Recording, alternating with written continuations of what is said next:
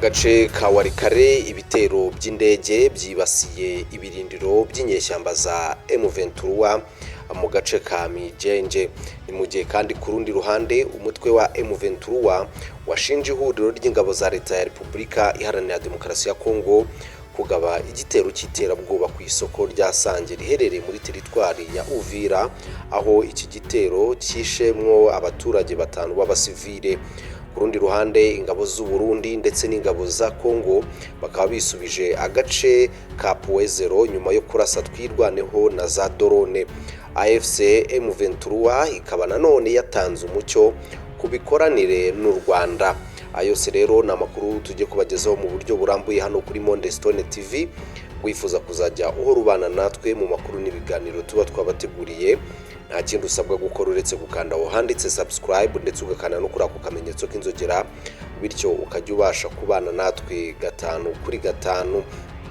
Reka n'abatindiye rero dutangirane n'inkuru ivuga ko igisirikare cya Repubulika Iharanira Demokarasi ya Kongo FARDC biri kuvugwa ko cyagabye igitero gikomeye cyane, aho ndetse barashe ku birindiro by'inyeshyamba za M23 muri teritwari ya Warikare, ndetse aho ibi bitero byari bigamijwe gusenya ibirindiro by'inyeshyamba za M23 ndetse no kugabanya ubushobozi bwazo bwo guteza ibibazo muri kariya gace ka Kivu y'Amajyaruguru.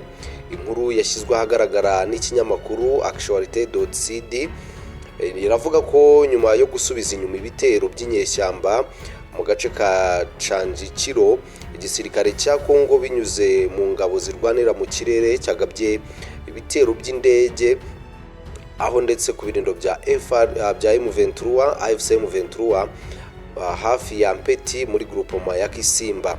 Amakuru aturuka mu nzego z'ibanze avuga ko ibisasu byahaturikiye bitangiye kugoroba nyuma gato y'imirwano yabereye muri aka gace.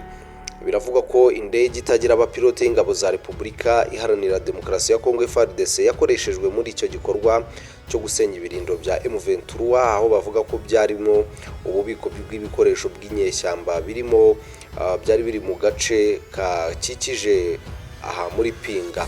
Ibi bitero bishya kandi by'indege bije nyuma y'iminsi mike habaye ibikorwa nk'ibi byibasiye ibirindiro by'inyeshyamba za M23 ndetse nanone muri Mijenje na Mpeti, ngo bikaba byerekana kongera ibikorwa bya gisirikare bya FARDC muri aka gace ka Warikare. Ku rundi ruhande kandi nanone igitero cy'iterabwoba cya FARDC mu isoko rya Sange kikaba cyaguyemo abaturage batanu. Umutwe wa AFC M23 washinje ihuriro ry'ingabo za leta ya Kongo kugaba igitero cy'iterabwoba mu isoko rya Sange riherereye muri teritwari ya Uvira, rikica abaturage batanu b'abasivile. Ibi byabaye ku mugoroba wo kuwa kane ku itariki 29 nibwo muri iri soko hagabwe igitero cya grenade nk'uko AFC M23 yabyemeje biciye muri Lawrence Kanyuku yivugira, aho yagize ati kuwa kane ku itariki 29 Mutarama ihuriro ry'ingabo z'ubutegetsi bw'Kinshasa ryakoze igitero cy'iterabwoba ndengakamere mu isoko rya Sange, aho grenade yatewe nkana rwagati mu baturage b'abasivile yica inzirakarengane 5 zirimo abagore, abandi benshi babasha gukomereka. AFC M23 kandi yavuze ko kiriya gikorwa ari icyaha gikomeye ndetse kikaba kinyuranyije cyane n'amategeko mpuzamahanga arengera ikiremwa muntu. AFC M23 kandi yaboneyeho kumenyesha umuryango mpuzamahanga n'abanyekongo ko ubutegetsi bw'Kinshasa bukomeje guhonyora uburenganzira bwa muntu mu buryo bukomeye, buteguwe kandi bugambiriwe ndetse no kwica agahenge kashyizweho. AFC M23 ivuga ko kugira ngo Kinshasa ihishe ibyo byaha ndetse na kumira ikurikiranwa ryabyo, yafashe icyemezo cyo gukupa internet mu mujyi wa Uvira. AFC M23 kandi yamaganye mu buryo bukomeye ibi bikorwa by'iterabwoba, ibyaha ndetse n'ubugizi bwa nabi, ishimangira ko ubutegetsi bwa Kinshasa aribwo bugomba kubyirengera. Ku rundi ruhande nanone Repubulika Iharanira Demokarasi ya Kongo igisirikare cyayo FARDC ndetse n'ingabo z'u Burundi bakaba bishubije agace ka Puezero nyuma yo kurasa twirwaneho na za drone.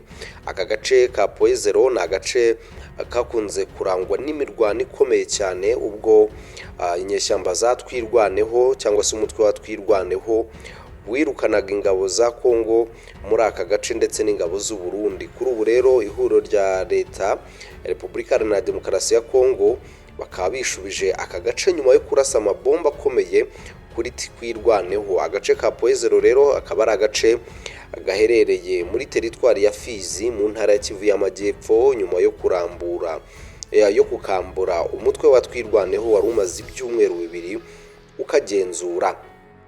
Ibi byabaye kuwa kane ku itariki 29 nibwo FARDC ifatanyije n'ingabo z'abarundi Wazalendo na FDLR bisubije kari agace k'ingenzi nyuma y'imirwano karahabutaka yabasakiranyije na Twirwaneho. Amakuru yemezwa na Moise Nyarugabo umaze igihe atabariza abanyekongo bo mu bwoko bw'abanyamurenge avuga ko imirwano yo kuwa kane ingabo za Kinshasa zayifashijwemo na drone esheshatu zari zigabanyije mu matsinda abiri. Yavuze ko iyo itsinda rimwe rya drone eshatu ryabaga riri kurasa, irindi ryabaga ryagiye mu birindiro gupakira ibisasu bishya. Yavuze ko muri rusange ibisasu 34 ari byo ziriya drone zarashe ku munsi wo kuwa kane. Moise kandi yemeje ko imirwano yasize ihuriro ry'ingabo za Kongo zisubije agace ka Poezero yari irimo ingabo nyinshi cyane zirimo abacancuro b'abazungu n'abasirikare bo mu mutwe kabuhariwe w'ingabo za leta ya Kongo uzwi nka Hibu.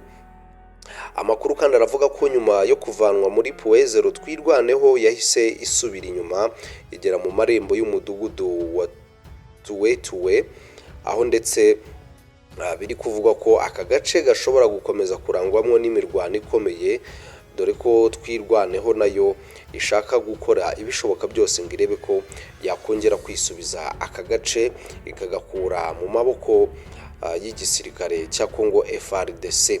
Ku rundi ruhande kandi AFC M23 yatanze umucyo ku mikoranire n'u Rwanda nyuma yaho n'u Rwanda rwari rumaze igihe rushinjwa gukorana n'umutwe w'inyeshyamba M23 ndetse u Rwanda rukaza kugira igihe rugashyiraho umucyo w'uburyo ki rukorana n'umutwe wa M23 ariko nanone mu buryo bwagaragajwe mu buryo butandukanye.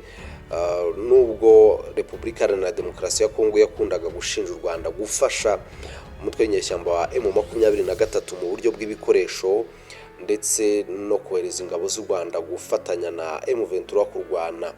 Umuhuzabikorwa AFC M23 Colonel Nanga yavuze ko kuba hari iri huriro ryakorana n'u Rwanda aho bitavuze kurifasha, ahubwo ko hari impamvu nyinshi zishobora gutuma bakorana kimwe n'uko rikorana n'igihugu cya Uganda. Ni nyuma y'uko ambasaderi w'u Rwanda muri Leta Zunze Ubumwe za Amerika Matilda Mukantabana agize icyo avuga ku mikoranire y'u Rwanda na AFC M23 ariko ubutegetsi bwa Repubulika Iharanira Demokarasi ya Kongo n'ibitangazamakuru bibushamikiyeho bakabisamira hejuru, babikoresha ko babishimangira ikinyoma cyabo ko ari iki gihugu gifasha iri huriro rya AFC M23.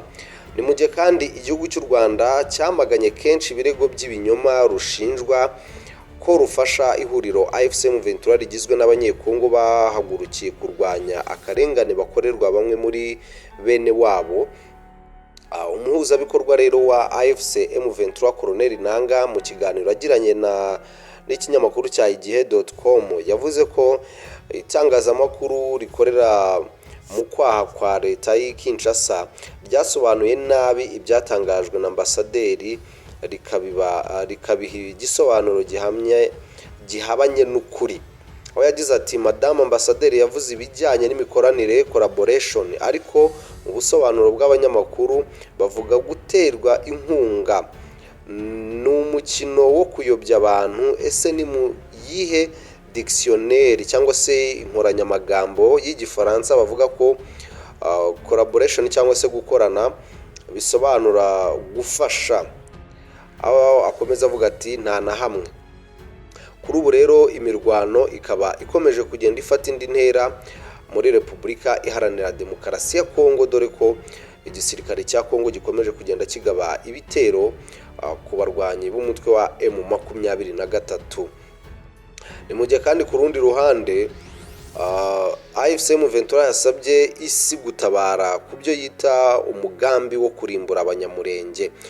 Kuva kuwa gatanu ku itariki ya 30 ku mbuga nkoranyambaga hakomeje gukwirakwira amashusho ndetse n'amakuru aturuka mu mujyi wa Uvira n'utundi duce tukikije mu ntara Kivu y'Amajyepfo muri Repubulika Iharanira Demokarasi ya Kongo. Ayo mashusho agaragaza ibimenyetso bikomeye byerekana impamvu nyakuri icyemezo cyafashwe n'ubutegetsi bwa Kinshasa cyo guhagarika internet muri ako karere.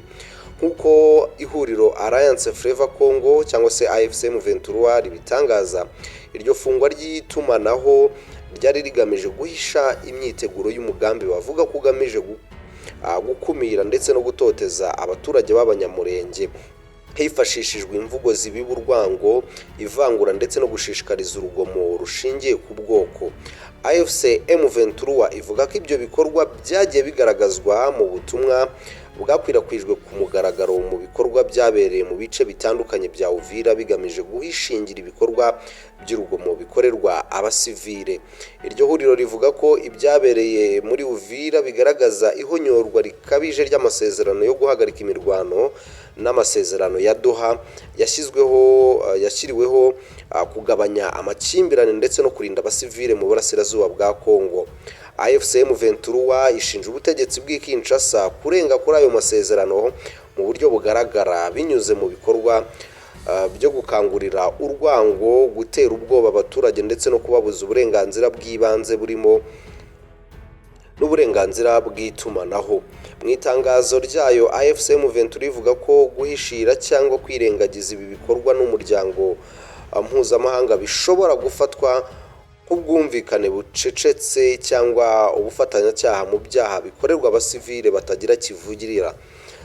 Irasaba kandi by'umwihariko umuryango w'abibumbye, umuryango wa Afurika yunze ubumwe, umuryango mpuzamahanga w'ibihugu bikoresha igifaransa n'imiryango iharanira uburenganzira bwa muntu gukora iperereza ryigenga ryimbitse kandi ridafite aho ribogamiye ku byavuzwe.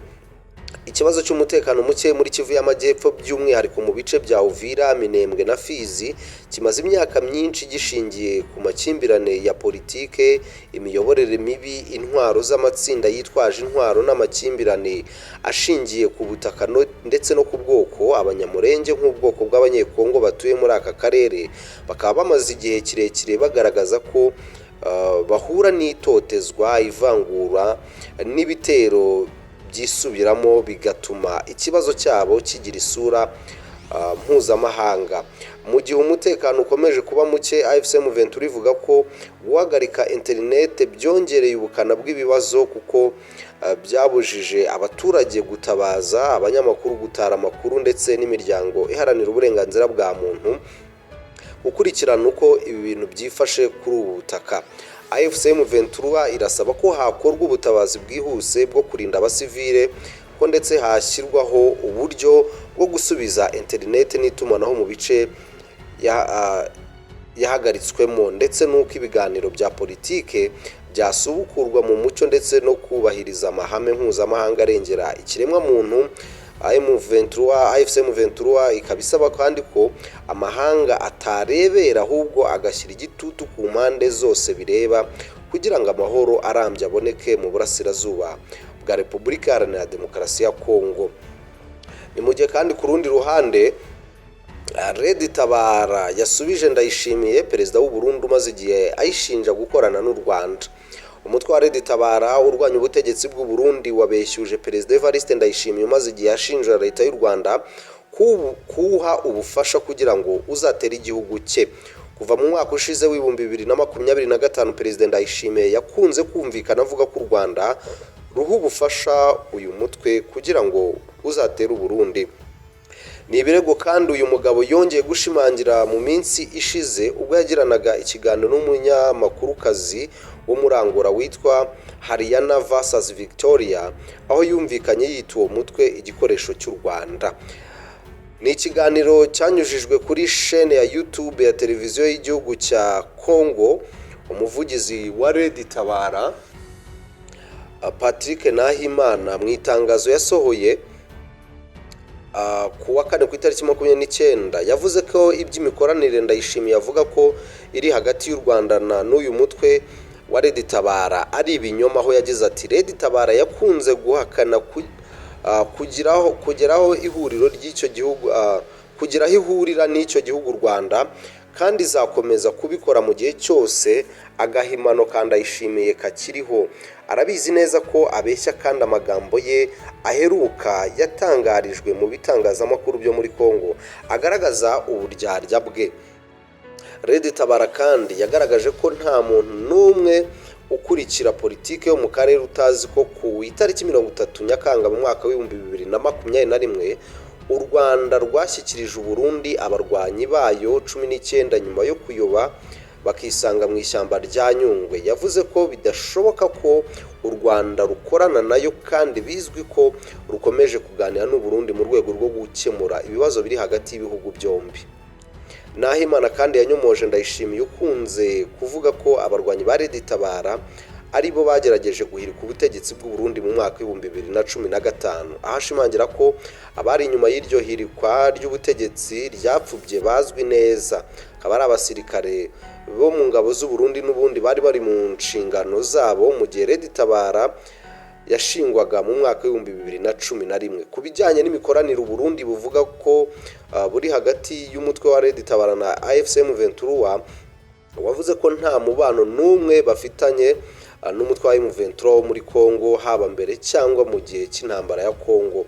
Red Tabara kandi yashimangiye ko irwanira gutegura amatora anyuze mu bwisanzure, muri demokarasi ndetse no mu mucyo, ndetse na Ndayishimiye wigize nkana arabizi, aho yagize ati mu rwego rwo kwirinda gusubiza ku byo dusaba, Perezida Ndayishimiye akwirakwiza nkana ibinyoma mu rwego rwo kumvikanisha cyangwa se rwo kumvisha amahanga ko aho Red Tabara ihurira n'u Rwanda. Uyu mutwe uvuga ko Ndayishimiye ayobya abantu abizi kugira ngo amahanga atibuka ko ishyaka CNDD-FDD ryamushyize ku butegetsi rikomeje kwica ibikubiye mu masezerano ya Arusha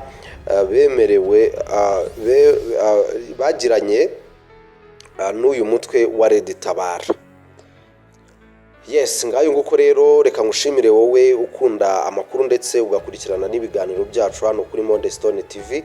Wifuza kuzajya uhora ubana natwe, nta kindi usabwa gukora uretse gukanda aho handitse subscribe ndetse ugakanda no kuri ako kamenyetso k'inzogera, bityo ukajya ubasha kubana natwe mu makuru n'ibiganiro tugenda tubagezaho 5 kuri 5.